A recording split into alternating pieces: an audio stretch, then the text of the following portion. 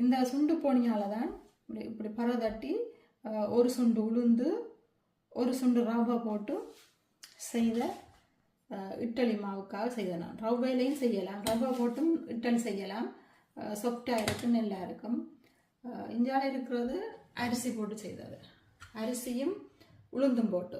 இதுவும் இதே அளவால் தான் ஒரு சுண்டு பரதட்டி இது மட்டமாக இருக்கிற உளுந்தும் அரிசியும் போட்டு ஊற வச்சு, உளுந்து புரிம்பாக அரிசி புரிம்பாக ஊற வச்சு 4 மணித்தியாலம் கட் பண்ணுங்க.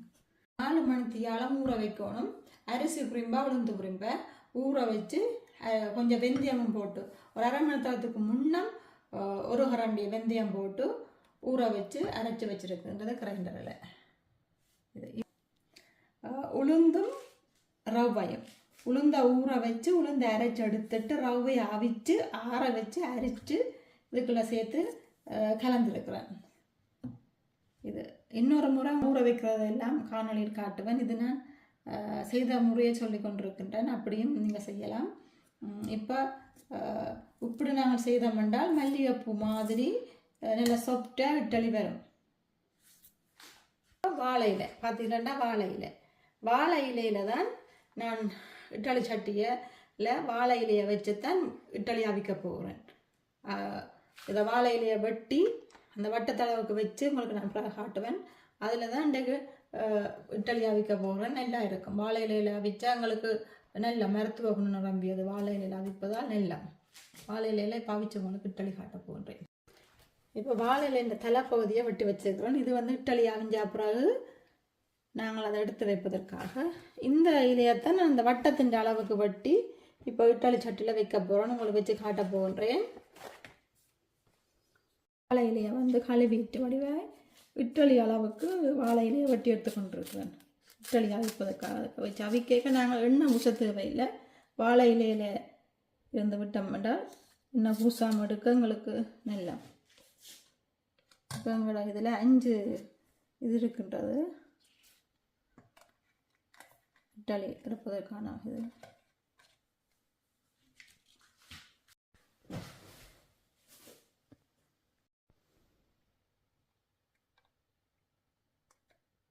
பிரேக் அரைவாசிக்கு விட்டால் காணும், அது அவிஞ்சு பொங்கி வரும், அப்போ கணக்காக இருக்கும். இப்போ நான் செய்கிறது ரவையும் உளுந்தும் சேர்த்து அரைச்ச ரவை அவிச்சு போட்டது, உளுந்து அரைச்சி தனியாக போட்டது இட்லி செய்தோன்றிருக்கிறோம். வாழை இலையில் செய்யக்கு ஒரு நல்ல சாஃப்டாயும் வாசனையாயும் இருக்கும்.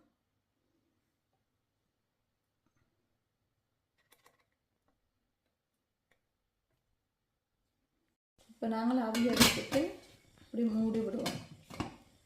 மூடி தண்ணி நல்லா கொதித்து வெஞ்சால் ஒரு கொஞ்சம் நேரத்தில் வைக்கலாம். இந்த இதுக்கெல்லாம் நாங்கள் இப்போ வாழை இலை போட்டு வச்சுக்கிறோம். இதில் தான் அவிஞ்ச இட்லியை நாங்கள் இறக்க போடுறோம். பாருங்கள், வாழை இலையில் அவிப்பது அவ்வளோ ஈஸியுண்டு.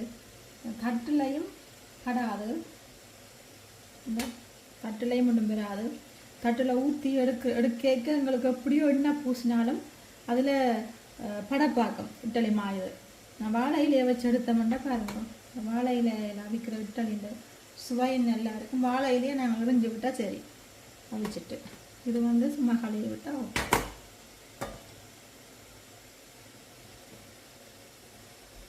நல்லா அழகாக வந்திருக்கின்றது.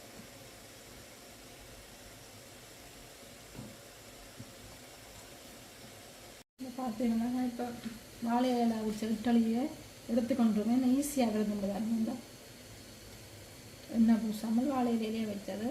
வாழை இலையில் செய்கிறது நல்ல மருத்துவ குணம் நம்பினது. வாழை இலை செய்கிறதுனால நல்லா ஈஸியாக வருது. அதே அளவுக்கு அந்த வட்டம் அளவுக்கு நாங்கள் வாழை இலையை வட்டி போட்டு வச்சோம்னா எங்களுக்கு இட்லி சேப்பிலையும் பெருமெடுக்கவும் ஈஸி.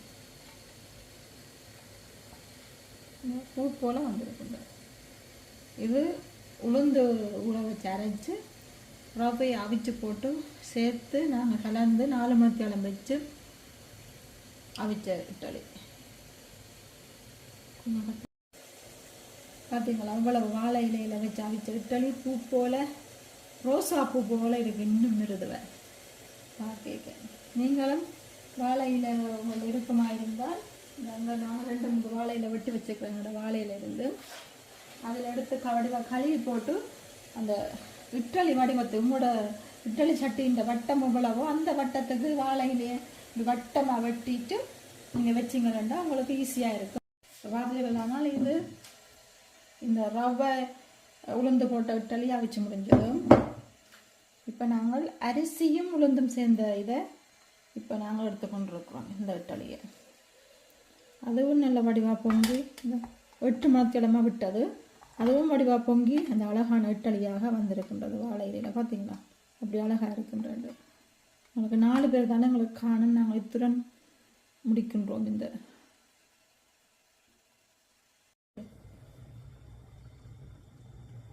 இட்டலி சாப்பிடுவதற்கு சாம்பார் ஆயுதம் பண்ணி இருக்கிறேன். சம்பளம் இனித்தான் ரெடியாக போகிறேன். நன்றி, வணக்கம்.